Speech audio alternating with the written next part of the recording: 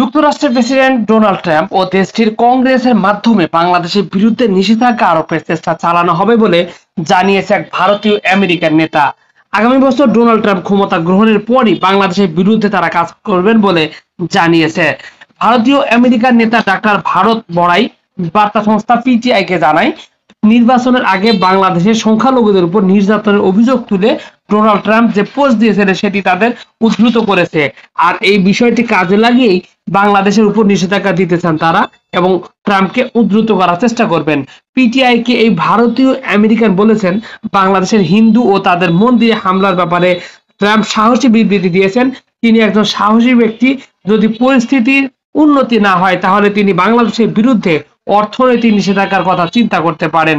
বাংলাদেশের উপর নিষেধাজ্ঞা দিতে ট্রাম্পের কাছে পৌঁছাতে ভারতীয় আমেরিকানরা সক্রিয়ভাবে কাজ করছে বলে জানিয়েছেন তিনি। বিশেষ করে বাংলাদেশের তৈরি পোশাক খাত ও নিষেধাজ্ঞা আরোপের চেষ্টা চালানো হবে বলেও ইঙ্গিত দিয়েছেন ওই ব্যক্তি।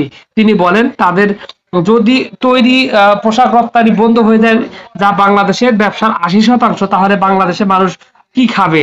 তার দাবি, বাংলাদেশের উপর এই ধরনের চাপ হিন্দু সহ অন্যান্য সংখ্যালঘুদের উপর চলা কথিত নির্যাতন বন্ধে সহায়ক হবে।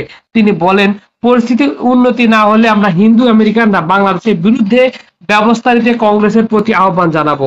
এছাড়া হিন্দুদের উপর নির্যাতন বন্ধে বাংলাদেশ সরকারের উপর ভারতের নিষেধাজ্ঞা আরোপ করা উচিত বলে মন্তব্য করেন এই ভারতীয় আমেরিকান।